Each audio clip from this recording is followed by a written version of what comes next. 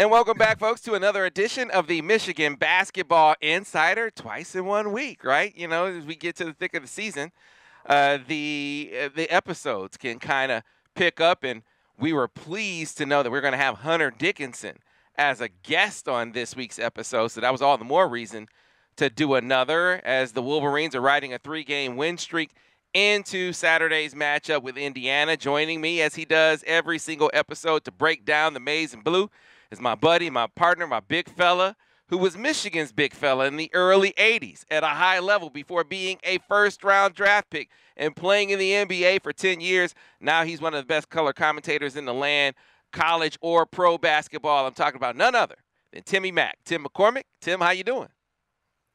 I'm happier this week than last week. Right. I really enjoyed Nebraska. I like 93 points in a Big Ten game, 6 in double figures. Look, I know the Huskers are not very good, and they struggle on the road, and they've got like a bunch of guys that are more mid-major than Big Ten, but it's still impressive to shoot nearly 60% and make about half of your threes. Once again, I know they're not good, but tell that to BC. You know, they beat Florida State, they beat Creighton, they knocked off Ohio State and Iowa and Penn State. So, you know, you can't just totally dismiss it and say it's not a good win, because they've beat some people. And I do think that Michigan's getting better. They still have some concerns, but for the most part, you know, they're playing good ball. They've got 3 straight wins, and I can see them as a happy team right now. Yeah, so a couple of things. First of all, I don't care if Nebraska hadn't won a game. Michigan, no game is a gimme for this team. I said that last week. You can't chalk it up just because they're low in the standings that Michigan is going to go out there and play well. But they were coming off of 2, I thought, really, really solid efforts on both ends of the floor. Was really pleased with the defensive performance against Northwestern. They backed that up with another strong defensive performance against Ohio State. That wasn't as present in this game against Nebraska, but it was a high-scoring affair, and Michigan really got off on fire. Nebraska thinking they can play zone against them, and I would think that that'd be a sound strategy, but Michigan did a great job of finding the bottom of the net. Multiple guys from outside in this game, Tim, where they just, I think it was 14 threes, which was, you know, a high for the season. Jet doing his thing, and a guy you've been talking a lot about, I mean, Joey Baker. He shoots, I think maybe it was his last 3 or second to last 3. He shoots it. He's running back down the floor before it goes through the net, knowing that it was in. It was good to see the guy shoot the ball so well. Yeah, you mentioned Jet. Jet may be the best shooter in the Big Ten. I know Andrew Funk might be on that list. Seth Lundy, Purdue's freshman guards are pretty amazing. But Jet, his shot is so repeatable and beautiful. The sprained ankle, we dodged a bullet on that one, because I think it was just the Purdue game, which maybe you don't win anyway. But the draft boards have Jet up at number 12 now. That's a little bit scary. But I'm going to tell you right now, I think he's going to come back, because Okay. I think that his dad knows the deal, and to go into the NBA as an All-American is really impressive and very important. Okay. I also think that you mentioned Joey Baker. Joey Baker sees the finish line of his career, and he's playing very hard, and he's playing strong. And I could see him grabbing more and more minutes at that 4 spot. T. Will was really good, but I think Joey Baker offers something that this team needs, and that's that reliable perimeter jump shooter. He just creates so much space when he's out there. And when I watched down the stretch, I kept going back to something that Juwan always talks about: get 1% better every day. And over the last 3 games, Michigan has done that. Yeah. Yeah. I agree with you on Jet. Terrific shooter. I hope you're right about him coming back. I mean, that would be tremendous. I don't know how much Hunter will talk about it, but certainly gotta wonder where he is thought process wise. Has to be in the back of his mind about the future. You know, he's not thinking about it game to game, but what happens with Jet? I imagine might play into that a little bit, in addition to what scouts are having or saying and how he's doing on the floor.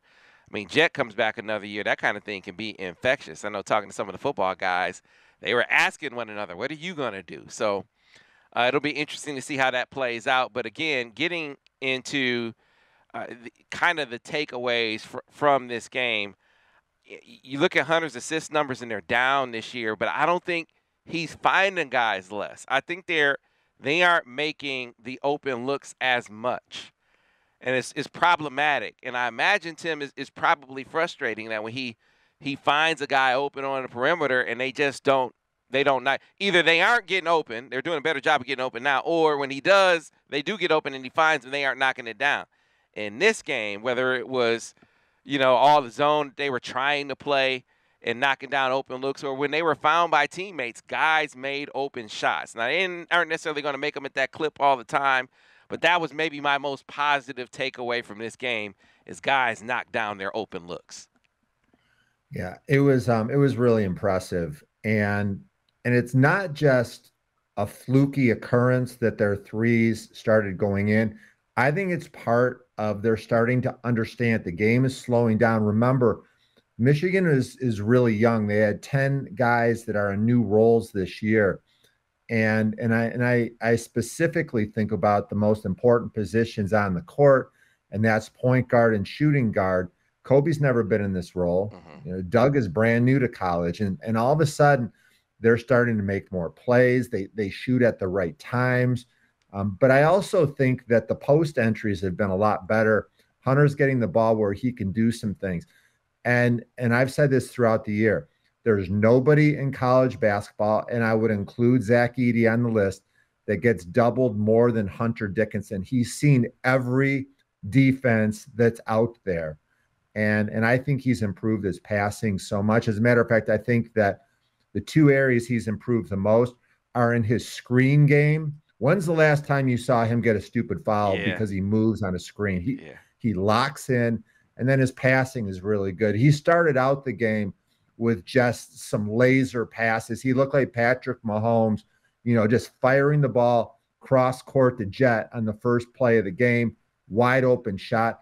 And by that pass being so good, it gives Jet an extra full second to be able to gather himself, get a good look.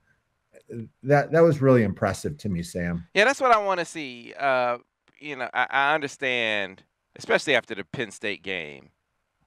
Folks got really down, really frustrated with the team, thinking that that's pretty much it. And I get it. I mean, it did feel pretty final. But if you have more games, you have more, especially with the Big Ten being what it is, with so many teams being considered tournament teams right now, there is opportunity, and they are making the most of those opportunities so far, and we're seeing progress. Like you said, post entry has gotten better.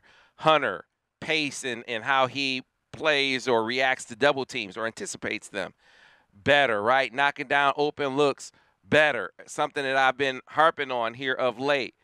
Communication on defense, better. Now, again, kind of a lapse against Nebraska. Tominaga was getting to the bucket a little too. He's had a little too much offensive success for my liking. But, hey, I'm not going to make perfect be the enemy of the good.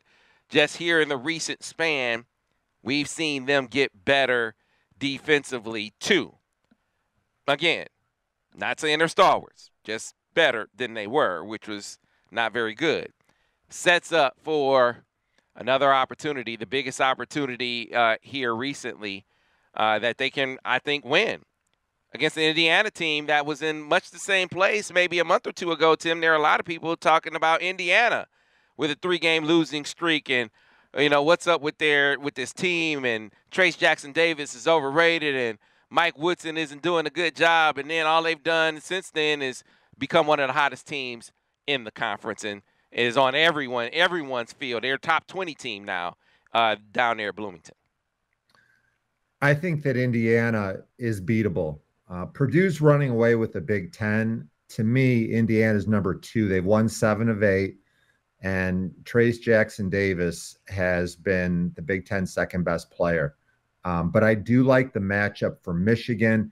when you think about it, I like the fact that Michigan is at home and you've got your guys playing at a really high level.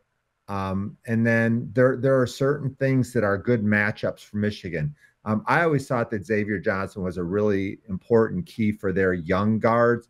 I'm not sure if he's coming back. He's getting close, but Hood Schifino is a pro, and he's the closest thing at his position to Jet Howard. He's a thoroughbred out there. He moves like an NBA player. He's a lottery pick, and I think that he's playing the best ball of his career. So game key number one, Doug or Kobe. It's probably going to be Kobe because he's bigger. Gotta believe so. Has got to be able to get in a stance and just stay in front of him. No blow bys, no big mistakes in the screen game. You've got to know exactly what you're doing, and he's got to get good help. Also, with Trace Jackson Davis, if you look at his numbers, like any other year, he's the player of the year. He's scoring 20 a game. He's a great rebounder. He's 50% from the field. He's even top 5 in assists as a center. And so Hunter can play him straight up, but he's got to stay out of foul trouble. He cannot get a bad foul. And I think that, if I was talking to Hunter offline, I would say, look, whatever you do, get to the first TV timeout, 0 fouls. You'll need them later, but don't get an early foul. And if he does that, I think that Hunter can really cover TJD very well. Yeah, and so I look back to last year. You remember, I mean, Michigan in the regular season, Hunter, I thought thoroughly outplayed Trace Jackson Davis. I mean, he was hitting his threes. I got to pull up the stats, but I just remember it being a really, really efficient game, and one where I thought he was. It wasn't even close, the matchup. And then the game that they saw them in the Big Ten tournament, the first half, it was looking like they were picking up right where they left off, and then Trace Jackson Davis in the second half he became like a man possessed. I got to give that dude a ton of credit, Tim, because I think that he, more than just with his play, is largely responsible for them getting out of the tailspin it looked like they were heading into. Calling his teammates out, saying we are not following the instruction from the coaching staff. We got to be better. We got to be more attentive defensively. Going out there doing it with his play and with his voice. I mean, he's showing himself to be a bit tougher than I gave him credit for. And yet, I'm like you. I like this matchup. I mean, if you're Michigan, don't you go mano a mano with Hunter? I feel like his length could be taxing, and then the fact that, hey man, TJD's got to defend him on the other end of the floor, and not just in the post. And I just put it up. Hunter was 3 for 4 from 3 in that first matchup, and they won by double digits. That was a big part of the game, that winning that game too.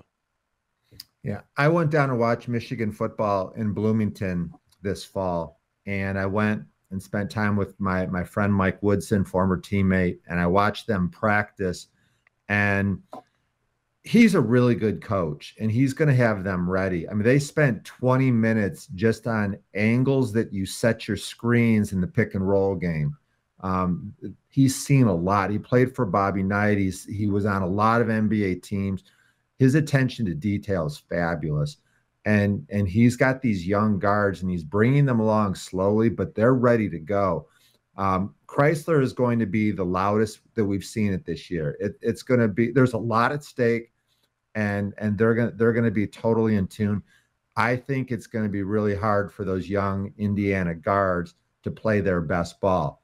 Trace Jackson Davis will, but he's got to get to the rim, right? He's not a guy that's going to shoot over the top. He's not going to make perimeter jump shots.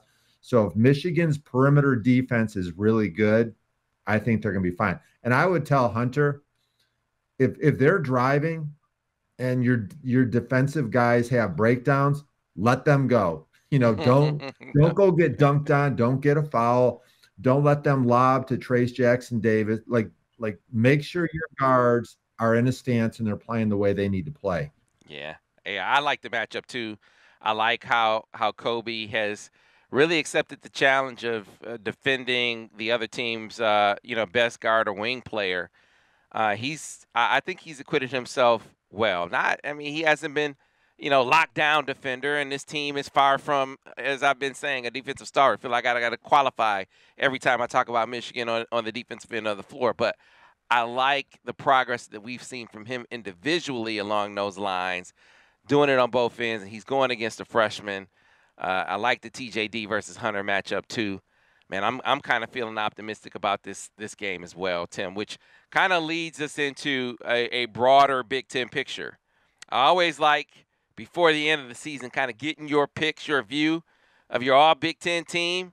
I kind of have an idea of where you're going to start this team, Tim, but if we had to ask you today, Tim McCormick's all Big Ten team, who would those players be? At this point in the season, it's usually pretty difficult. Like, how much do you weigh first place, second place, third place versus points, rebounds, assists? And surprisingly, to me, it's a really obvious pick this year. I think that Zach Edey is first team, definitely Big Ten Player of the Year, maybe National Player of the Year. And I think he probably comes back again next year. Trace Jackson Davis, the numbers are just astonishing. Across the board, he has very, very few flaws. He's got to be on the list, especially because of his assists and his super high field goal percentage, which I didn't realize they were that high. And then Hunter Dickinson is there for sure. Okay. The fact that he has been so poised, he's grown. He without him, Michigan doesn't win any games. Like, they get clubbed throughout the Big Ten. Without him, they're Minnesota. Chris Murray from Iowa. Absolutely. I didn't expect him to be as good as his brother Keegan. He is. He's just a beautiful shooter. He's versatile and he's consistent.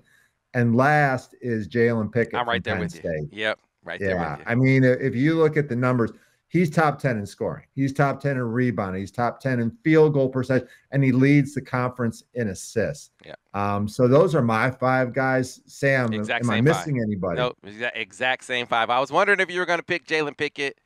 I'm right there with you. Just how he's doing, what he's doing inside and out, and also getting teammates involved. Leading the league in assists. I was surprised when I saw that stat. And it's a fair margin. He's averaging 7 assists per game. AJ Hoggard is next on the list at 5.8. So, I mean, he is comfortably ahead in the assist category, in addition to everything that he's doing scoring wise for Mike Shrewsbury over there at Penn State. So I'm right there with you, Tim. Sam, go ahead. Can we talk to Hunter? Yeah. I want to talk to Hunter Dickinson. Yeah, I want to talk to Hunter too. I was about to say, I want to get over to talk to Hunter. As we do, kind of preface that conversation, Tim, you said you think Jet's going to come back. I mean, we're going to talk to Hunter about what his thought process is, but I'm just curious your thoughts before we do. I mean, what do you think? What do you think about the odds? I won't even ask you to predict whether he will or won't. But do you feel like the odds are better now of his return? And what do you think? I mean, if you were him, what would be the factors that you would be considering when it comes to whether to go or stay? Okay. If it was me and you're talking to a lifelong Michigan Wolverine, if I was Hunter, I would say, I want to get my jersey up in the rafters. I want to be an all-time great. I want to be a legend. And he's got that chance. He could come back for 2 more years. I don't think that's going to happen, but I would chase Glenn Rice's scoring record. I'd want to be in the rafters. I would want to win a Big Ten title. And next year, if Jet returns with some of the losses, look, Purdue's not going to go anywhere, but if Jet and Hunter come back, I think Michigan could win a Big Ten. Yeah, and the thing about it, NIL for him, and this is what I expect from him. He's an open book. He's going to tell you what he thinks. If he thinks NIL isn't isn't working as well as it should be, he will tell you. But I know the NIL thing is working better for him now than it was, and I wonder how much that'll play into the thought process as well. What you can make NIL wise versus what you might make if you got to spend time in the G League or go overseas, which is probably, if it's NBA, probably would have to spend time in the G League. So, yeah, going to be a great conversation with Hunter. Looking forward to it. We'll take a pause right here. When we come back on the other side, be joined by the big fella himself, Hunter Dickinson. Stay tuned for that here on the Michigan Basketball Insider. And we are back, folks. Another edition of the Michigan Basketball Insider special guest. I think we maybe, as player guests go, Tim McCormick, I think this is our most frequent guest. You had him on several times over the years. Always a fantastic conversation with the man himself, Hunter Dickinson. Hunt, thanks for joining us again, man. How you doing? Good. Thank you for having me, Sam. I appreciate it. Yeah, man. Glad you could join us. So, you know how we always do, Tim. I feed it to my big fella and let you get us started. So Tim, get us started with Hunter. I'm lucky because a lot of times, Hunter, you can relate. The little guys don't want to feed the big guys, do they? Sure. For sure. Yeah, they want to shoot. Hunter, we've got to get you a trophy for being on our podcast so much too. Thanks for joining us, and congrats on just a fantastic career. I love watching post play, and you are one of the best I've ever seen at Michigan. So I just thank you for all the hours of enjoyment I've had watching you play. Thank you. I appreciate that. Yeah. So I want to know, first and foremost, are you enjoying your career? Like it's got to be hard getting double and triple teamed, and you just want to catch and drop step and dunk on people. Is this fun for you to play this style of basketball? It has been frustrating. Like you said, getting double teamed, virtually every play of every game. It has been a little frustrating for me. Something that I've had to get used to. Usually in my career, teams would double team me, and I'd pass it out a couple of times. My guys would hit a couple of threes, and usually, they would get away from that. But this year, teams have been really persistent on that, and so that's something that I've really just had to adjust to, something that I've had to adapt to, and so I know that's just going to be the best way for my team to win, is just trying to pass out the double team and give my teammates the opportunity to kind of beat, teams with shooting and driving, and, hopefully just try to make my moves a little bit quicker than normal. That's something that, I've worked on a lot recently. Against Nebraska, you played 27 minutes and only had 7 shots because every time you touched it, they doubled you. Your passing has really been exceptional this year. I'm just curious, which team does the best job of doubling you, and like, who's the team that you just wouldn't want to play against? And maybe it's Zach Edey because he's tough to play against, but at least you get single coverage. Who's the team that's hardest for you to play against? That's a great question.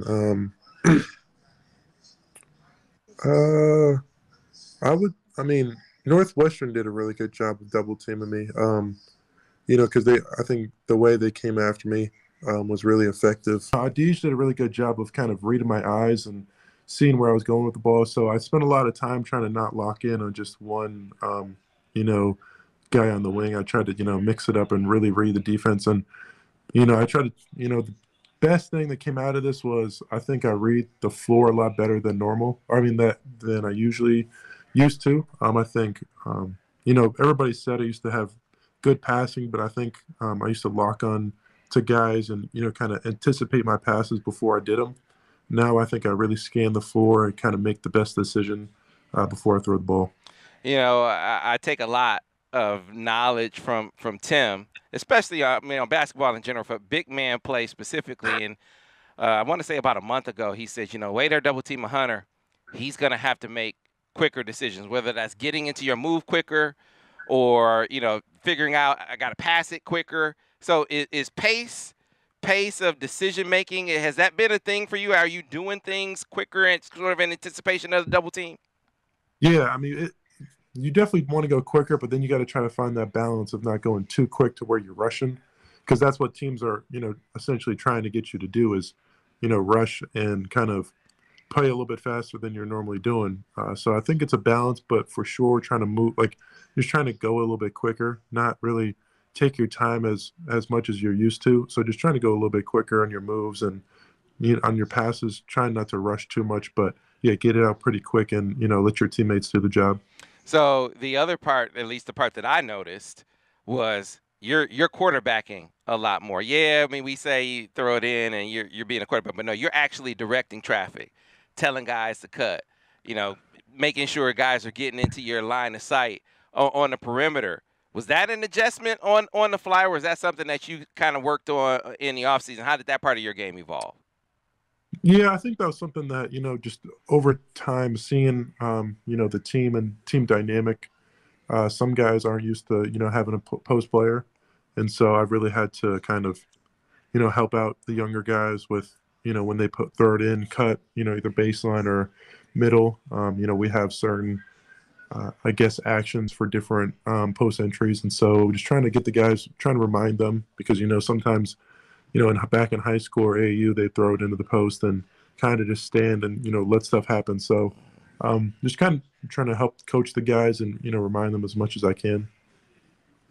Sam, actually, after our podcast, Hunter takes it in and says, listen, coach, Sam and Tim say, I need the ball more. I need more shots. So, so Hunter, I'm still learning a lot about NIL, and I'm glad it's here because that's the reason you're still playing at Michigan. Financially, does it make sense for you to be a college athlete when you could be a pro? And I'm just curious about like the whole finance issue. Are you learning finance? How is this whole process going for you? Can you enlighten us? Yeah, the NIL process has been, it's changed so much, I feel like, since my freshman year. Obviously my freshman year, we didn't have anything. And then sophomore year, everybody was trying to figure out like what they can do. And it was essentially, you can do whatever you want. And then junior year, I feel like people have a lot more kind of feel for what's going on, but it's still kind of like you can do whatever you want to do. For me, it's been pretty fun. Like I've been able to do stuff and just kind of live a little bit like freer than I guess a lot of college athletes used to do. I know like people are always hitting me up, like older teammates and stuff like that, telling me how good I got it with NIL because they were talking about how they wish they could come back and play under NIL and how much better their college experience would have been. For me, I would say like Michigan they're trying to, I guess, get caught up with it because they're realizing like how like especially recruiting is like if you don't like it's just impossible to get like a 5-star guy if you don't have like your NIL set up. Like you just look at the Nicholas Harbor kid who had Michigan in his top like 4. Like I don't know him too well, but like I know it was definitely a factor in his decision. You can tell just the way South Carolina. Like I haven't really heard much about them in football or track, but they got a 5-star kid who's really good at both. I think NIL is really just for recruiting, and then it is crazy how like I was talking about it on my podcast actually how coaches have to really like re-recruit their kids because of NIL like each year like in the transfer portal because coaches can kind of like tamper and be like, yo, like we can get you this deal over here, like what are you getting over there? But I think the NIL collective and the MDen and Valent and stuff like that have done a really good job of trying to close that gap themselves, going out their way and really trying to help out the University of Michigan, who's been a little bit slower with NIL. So I really, give a shout out to Valent and the MDen for really trying to pull their weight and do, as much as they can to kind of help the athletes at Michigan. Yeah, Hunter, I know it's still early to figure out what you're going to do next year, but do you feel like it can be lucrative enough that you could be a pro or be a Michigan athlete and it's comparable? And also the big question, are you having fun where you're at? Or, do you feel like you're kind of excited for the next stage of your career, wherever that is, whenever it is? Yeah, it is really tough because it's like, that's why, each year is a tough decision because, I really do love the University of Michigan. Like, there's a reason why, alums always come back to it. Like, there's always so many alums coming in and out of Michigan because they really do miss, the experience here. And then, of course, the basketball side, having Jawan, like, it is a super fun experience for me.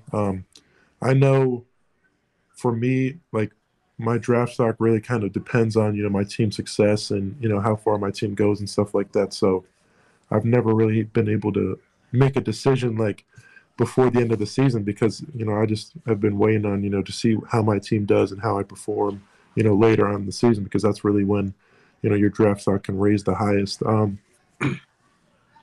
Sometimes I do think of, the future and stuff like that, but I think as I've matured, I've done a really good job of trying to stay in the moment and just be the best I can be now here at Michigan and try to improve the most I can now for my team and just try to be the best player because I know that'll help me more in the long run than trying to, think about what I can do to kind of be better for that. So just trying to stay in the moment, live in the moment, and be the best version of me for the Michigan Wolverines. So I'm curious. Great answer. Yeah, I'm curious, Hunt, is that thought process that you just described, is that something that has evolved over the course of this season, or did you enter the season like that? I'm kind of comparing. I remember talking to you heading into your sophomore year, and you were like, one last ride kind of thing. It was like very clear that heading into your sophomore year, you were thinking that was going to be your last year. Did you enter this year kind of more uncertain about what the future was going to hold, or did you go into the season the same way, and then your thought process kind of evolved as the season unfolded? I'd say I came in with a new thought process my junior year. I came in with the mindset of just trying to get better now, trying to get better each and every day now at what the coaching staff is asking of me, and not like being like, oh, I gotta get better so the NBA scouts can see this. I'm just trying to get better at what Coach Howard is teaching me for the offensive game plan and the defensive game plan, and so I think my mindset's definitely matured and changed over the years, definitely from my freshman year, and so I feel like I have a more mature mindset. So did you take notice though? I know you're still like you're in the moment, focused on the here and now, but you look over at the football guys and you see a Blake Corum come back and all those guys who could have made the jump deciding to come back. Did you notice that? Have you talked to them at all about their process or this one more year fund that Valiant put together? Did you take notice of any or all of that? Yeah, no, I definitely saw the one more year fund. I thought it was a pretty funny project, a pretty funny idea just to have the one more year fund. I definitely took notice of that, guys like Blake, Keegan, and all of them guys staying. I think it's really good for college athletics because it just goes to show you, the benefits and the pros of NIL. Everybody always wants to speak of the negatives, but that's definitely a pro of NIL. You get, guys who are really good players who, still love the University of Michigan. You give them an avenue to kind of come back and, still enjoy, the college years. And I guess college fans get to enjoy their abilities as well. So I think it's a great thing for Michigan and college athletics in general. I know they'll have a really good team and be favorites to win it all. I haven't really talked to those guys specifically about it, but I definitely see it and kind of, yeah, I'm definitely seeing what, the University of Michigan and guys and companies like Valiant are trying to do to, retain, the talent around here. Yeah, I'd like to see a 2-year plan. You could be around for 5 years. Hunter, I don't get a chance. We don't get a chance to see the young guys a lot talking about Yo-Yo and Isaiah Barnes and Greg Glenn. We see Jason Will Cheddar a little bit. I want you to put on your scouting hat. Who do you think is going to have the biggest impact on Michigan basketball in the future from what you've seen of those guys? Oh man, that's tough. That's tough. I mean, the three that you mentioned, I feel like each one of them has the ability and potential to do really good things. I mean, Greg, I know you guys haven't seen a lot of Greg, but the stuff he's doing in practice, he's showing off, the capability of being a really special player in the future. Just giving it time, being patient, staying ready. Yo, I think once he's still getting accustomed to the American game, and I think he's done a really good job of growing so much from when he got here, just as like a player and off the court. I think he's really assimilated into the team and stuff like that. So I feel like he's got a really bright future. People thought just because he played professionally that he was going to come in as a bona fide star and ready to go from the jump, and that's just I think that's you really can't expect that. Like you see 5-star freshmen come in and still have trouble adjusting to the game. So it's just taking him a little bit longer, and that's fine. Love the way he's grown. Isaiah Barnes, I mean, he's got, I think it was versus Minnesota. You saw the play of him get that offensive rebound, put back dunk. That just goes to show you, the capabilities that kid has. I mean, he's the most athletic kid on the team. He can really shoot it. I think it's just a matter of him putting it all together. So I think those three guys have a really bright future as long as they just continue to, I guess, continue the grind and not try to look too far ahead. Like we were talking about earlier, just staying in the moment and trying to get better each and every day. But I'm really, really excited to see the future of those three, to see how they develop over the years. I've enjoyed watching you and Juwan practice against each other, how he works with you in the low post. So he's 50 now. He's got that old man strength. Have you guys ever just gone at it where he tries to check you or you check him? Could he cover you? No. There's no way he could cover me now. But no, we back in where we at Charlotte, he actually had to be the 5-man. I don't know why he was, but he was actually the scout team 5-man for a couple plays. Of course, it was half court; it wasn't full court. But no, he was really trying to go at it, and it was really fun to see him do that. But now that that was back when he was 49. Now that he's 50, I don't know he's capable of that anymore.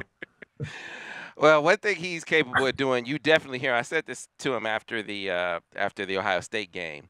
We always see and hear Juwan, calling out sets, or is certainly calling out things on the defensive end of the floor. It really feels like, Hunter, as we've seen the season evolve, you guys are talking a lot more on defense, whether it's calling out switches or, definitely when there's a mistake, kind of highlighting that to a teammate, not blaming, but correcting.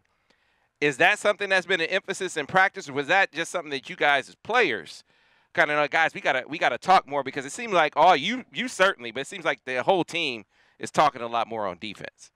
Yeah, no, I would say that's been a highlight essentially every practice. I mean, I think guys just got tired of coaches asking us to talk.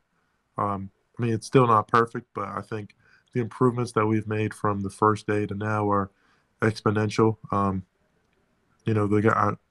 definitely got tired of the coaches telling us to talk all the time. I think that's why I've gotten out of my comfort zone. I know guys like Joey, Jace, even T. Will's, spoken up more than usual. And so, yeah, no, it's definitely not perfect. It's not, I would say Juwan still has his moments of getting on us for not communicating enough, but I think it's definitely gotten a lot better, and it's definitely improved and helped us on the court for sure. Just because, Big Ten teams are so diverse and so multifaceted on offense that you have to talk, or else, you're going to get lost really quick with these offensive schemes. And so I think that's why, our defensive numbers have been a little bit better, not counting Nebraska, because we were able to score 93 points. So I think, the defense was able to take a little bit of a hit. But and in the other games, I think, like the Ohio State game and the Northwestern game, those were two examples of us really digging our heels in and getting stops on defense. Yeah, that definitely, again, you see some progress there, but it can be frustrating, whether it's all the double teams you see or taking some of those close L's that you guys took earlier in the season, or losing on the road at Penn State. Has there been a moment where you guys as players have had to come to the side yourselves, or you as a leader has had to really pull them aside, because you have, it's very easy to let one game beat you twice, and yet you guys have been able to kind of come out of that a little bit. What's been behind that? It's been the players kind of doing, the coaches kind of doing, or have you guys as players kind of done that yourselves? Yeah, I mean, like you said, there's been definitely been some times where some games have hurt like a little bit more than just one loss. Like I remember after the Kentucky game, it was super hard because that was our second game in three, I think. It might have been like two in a row of losing just so closely, and just knowing that we gave up the game and we had the game if we would just made a couple of different plays. But I think the captains have done a really good job. Me, Terrence, and Jace have doing a really good job of pulling the guys in. I think Jace has done the best job of making sure the team meets and kind of talks about what we're going to do before the game. Yeah, it's something that you take for granted sometimes, of assuming guys know what this game means and what the game plan is and stuff like that, and just bringing guys together and really reinforcing what we need to do, what this game means for our season, what the other team is trying to do out there. And so we've done a really good job of, gather it in, like you said, bringing everybody together and kind of reinforcing what needs to happen on the court in order for us to be successful out there. Hunter, in 3 years of college, who's the best player that you've played against? And do you have a story, or what made them so good? Um, you're talking big man, of course, right? Yep. Yeah, I think probably the Iowa Luka Garza matchup was probably the best player I've played against, just because obviously, I mean, his skill is, I mean, let alone, but the way that the offense was set up, it was essentially post up, duck in, some sort of variation of that, or pick and pop, every play, and the way they were able to find him, and like you could tell Iowa really practices like their post entry passes and stuff like that, because they were throwing all kinds of different passes. And the most challenging thing for me wasn't when he had the ball; it was trying to prevent him from getting the ball, like doing your work early and stuff like that. And it was really, if you made any type of mistake, he was catching the ball on the block. And so for me, I just remember how tired I was that game. I was exhausted. I like, if you're really tired, you'll ask Jawan to come out the game. And I remember I looked like I was about to do it. I looked up at the time on the clock, and it was only like 18:22, and I thought to myself, "There's no way I could call for a sub already." So I had to grind that one out for a couple more minutes and get to the 16-minute mark. But I was exhausted after that game. He really made me work, and I knew if I had any type of slip up, he was going to catch the ball, and if he catches the ball on the block, you're really kind of playing with fire, hoping that he misses. And so for me, just trying to do my work early as much as I could, and I just remember how exhausted I was after that game of guarding him in the post for however long I was out there.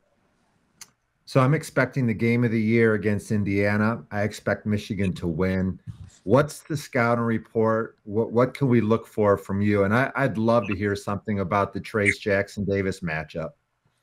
I know with Xavier Johnson out, Jalen Hood-Schifino is their point guard now, and their primary ball handler. So we're gonna try to give him a couple looks in the pick and roll and stuff like that. Just trying to change all that up, and give him a couple of different looks. As a freshman, hoping that we can kind of I guess fluster him a little bit. Joe Galloway has been shooting a lot better than recent years, and so that's something that we have to take into account. Obviously, Miller Kopp's a shooter. Um, I would say our biggest thing right now is Trace Jackson Davis. Obviously, I never want to double team, and so we're going to play him straight up, and just I believe in my abilities on defense. If you look at it defensively in the post, I feel like other than Zach Edey, I feel like there's not a big man that's given me much trouble this year. Um, and so I mean, other than that, we're going to really go through a lot today in practice. I think yesterday we didn't really do as much. It was kind of just introduce them a little bit, give us a couple of looks on their sets and how we want to guard a couple of them. I think today we're really going to dive in on how we're guarding stuff. We know that there's a high possibility that they're going to double team, and so we practiced that a little bit yesterday. We know they can come from either the pass or from the elbow, and so just scout team did a really good job yesterday of giving me a couple different looks, and trying to see what, possible outlets that I have. But I think today will be a really good day of prep. And like you said, I mean, this is a really big game for us. With a win, we're kind of putting ourselves in that bubble contention and really starting to make some noise. And I think at this time of the season, momentum is probably the biggest thing you can have on your side. And so right now we have 3 straight wins. I think that's the most this year, maybe. There's 3 consecutive ones. And so that's pretty crazy. But, I mean, I'm glad that's happening now. It's the perfect time for it to happen. With the momentum, hopefully we can keep carrying it on, because it can be a really dangerous thing, having momentum on your side. Shots start falling for guys that, the confidence is all you needed for them to hit a couple shots, see the ball go through. I mean, I think you saw that with Joey Baker the last 2 games.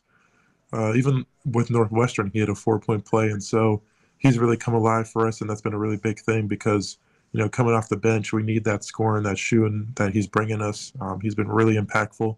Kobe's, doing his best Russell Westbrook impersonation of, doing everything on the floor, making shots, rebounding, facilitating.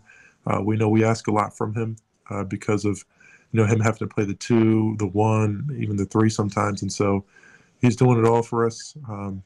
Doug's been really steady. Jet's been doing Jet things. Terrence has been way more aggressive. T. Reed, Will, Jace, all those guys have really stepped up, and I think we're firing on a lot of good cylinders right now, and making us a really dangerous team. All right, my last one for you, Hunter, is a 2-parter, and actually comes from some listener questions that they sent in, knowing that we were going to have you on. You talked about your improvement as a passer, kind of passing out of the double team. You already told us about your improvement as a leader. What would be the other aspect of your game where you think you've really improved? And then, what kind of do you want to improve upon here down the stretch? And then the last part of that is legacy. How much does, legacy kind of play into your thought process? I mean, you could become Michigan's all-time leading scorer if you were to come back, kind of thing. Does legacy play a role in your mind as you look at your Michigan career at all? The first thing I always say is, Glenn Rice did kind of, make it really hard to achieve. He did. He kind of, I look at that scoring record. I say, man, I don't know how he did that. I don't know how he did that. And it was 3 years, right? Only 3 years? I think he played his freshman year. Oh, okay. So, Yeah. Okay. But even 4 is pretty remarkable for doing that. I did hear he got up a lot of shots. He got up a lot of shots. From guys. I heard that he was getting them up for sure. The first question was how I improved. Yeah. I think defensively, I've gotten a lot better. I don't think, the Twitter trolls out there really give me enough credit for what I do defensively, especially in the pick and roll. Guys will see us doing a pick and roll coverage, and the big man gets a basket and instantly blame it on me, but not really see what happens with the other 4 guys. I think defensively I've done a really good job of improving and really in ball screen coverage, but also just one-on-one, taking that one-on-one challenge from either the big man or switching out. I think I've done a lot more switching out, and I think the coaching staff has a lot more faith in me switching out on different guys now. So defensively, I think I've made some more strides. Offensively,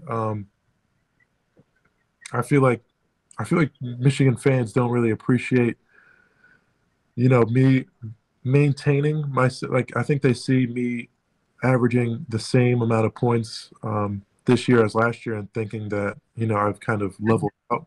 But I don't think they realize how much harder it's been to score those 18 points a game.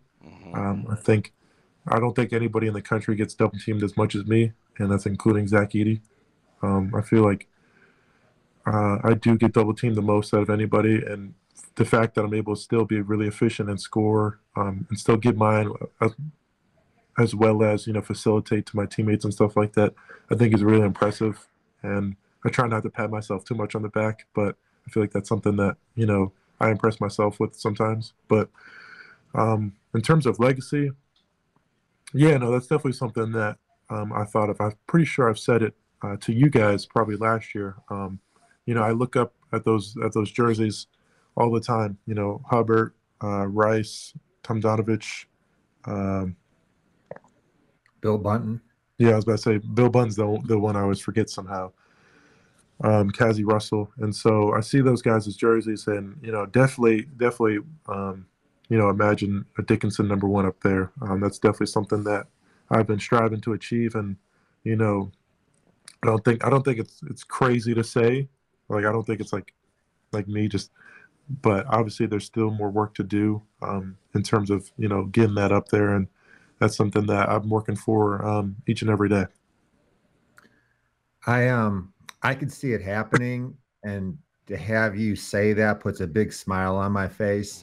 Glenn Rice averaged 18 points a game for 4 years, and so you Really? totally Really? on pace. I thought he Yeah, averaged like 23 one year. you That might have did, been but his you as last a year. freshman, Oh, he cumulative. Okay, okay. Yeah. yeah. So my final question, I see you as an NBA player someday. I really do. And I'm sure that you study the league. Uh, who are the players you watch or the teams? What do you take away when you watch NBA games? I mean, yeah, I would say I don't watch the NBA as much, just because I feel like, you know, I'm trying to watch college and see, you know, especially like Big Ten and trying to watch as much of my opponents as possible. But when I do, it's usually an Embiid or a Jokic game. Usually watching those guys because I feel like I've taken a lot from Jokic just this year, of watching him and seeing how he scores because you know, the way he facilitates it and stuff like that, but just seeing how he picks his spots and scores in that way. I think I've taken a lot from his game just this year alone. And Embiid, seeing how, you know, he draws contact and stuff like that. But one guy I watched up and close and personal was Brook Lopez. I saw him and really thought to myself, I feel like everything he does out there on the floor is what I can do. I feel like I can bring everything he brings to a team, and I feel like that's probably my best comparison right now is Brook Lopez. I feel like there's not anything he does that I can't do out there. Yeah. Like it. Yeah, man. Love it, Hunt. We appreciate you taking the time. Man, appreciate what you do on the floor. Yeah, hey, man, Michigan fans might not always appreciate you, but we sure as hell do, man. So thanks a lot for joining us again. I appreciate you guys staying patient with me today. All right. Thanks, Hunter. Thanks, Hunter. Wow, Tim, that I always say wow when we're done talking to Hunter. Just always a great conversation. Our most frequent guest. That's maybe the 4th or 5th time that he's been on with us. And it was clear that heading into the year that it was not the same as, you know, coming in his sophomore year where he was already talking about going to the league, you know, one last ride and that kind of thing. This is kind of a little more up in the air. So I think what you were talking about with the odds and kind of looking at some of the other factors, I think that's what he's going to do at year's end. Yeah. I love talking to Hunter. I think he's great. I think he's a wonderful person, and he's a great advocate for the University of Michigan. And he gets smarter every time we see him. The world experiences of carrying a college basketball team, the pressures, the stress and the drama and the anxiety of college basketball. I think he is having a fabulous career, and I love hear him talk about the rafters and maybe having his number retired someday. I think he's on pace for that if that's what he wants. Yeah, that's that legacy thing that I was talking about, and clearly he's thinking about his son. But I got to point you out, Tim, because man, I mean, if people pay attention, you cracked the code. A lot of this college basketball thing, especially when we're talking about Michigan, how you were saying, hey, Sam, he's got to make quicker decisions when facing the double team. A couple of episodes after that, you said, man, he's frustrated, Sam. Hunter is really, really frustrated out there. You could tell that all this double teaming is getting to him, and guys are knocking down shots. And I'll be damned if that's exactly what he just said, and you called that out. So I got to highlight that, yeah, you were picking that out even before he was talking about it. He hadn't said that in the press conference, but he certainly said it here to confirm everything that you've been saying to us here on the podcast. He's getting better in a hurry. And part of that is sometimes it's not just always scoring points. It's dealing with whatever the defense gives you. And that's the 1% better that he's getting every day. is reading defenses, making crisp passes, making those passes right on target. Those are all big parts of basketball. Great stuff. Well, Tim, another great episode. I hope that when we come back next week, you're just as happy as you were to start this one, right? That'd be great. I will be. This is going to be it's going to be a good day Saturday. Yeah. So folks, if you like this podcast, be sure to rate it. Be sure to review it. Be sure to tell all your friends about it. They can find it wherever they get their podcast. That's Google, that's Stitcher, that's Spotify, that's iTunes, you name it. Of course, if you watch this podcast, you can continue to help it go and grow by liking the video, by subscribing to the channel. That helps us with all of our metrics and the algorithm and all of that. Also, sort of helps you get the notification every time a new episode comes up. And then, of course, if you want to keep track of everything as it happens, the inside intel and the dirt, the MichiganInsider.com is where you should be. $1 gets you in your first month. Once you become a full paying member, you also get access to Paramount Plus. The cost of your subscription, Paramount Plus, outstanding. If you haven't watched 1923, the prequel to Yellowstone, you're missing out. They got that show, The Offer, that details the series or the making of The Godfather. A lot of great content over on Paramount Plus. So be sure to check out your subscription to the MichiganInsider.com. Until next time, thanks for listening to another edition of the Michigan Basketball Insider.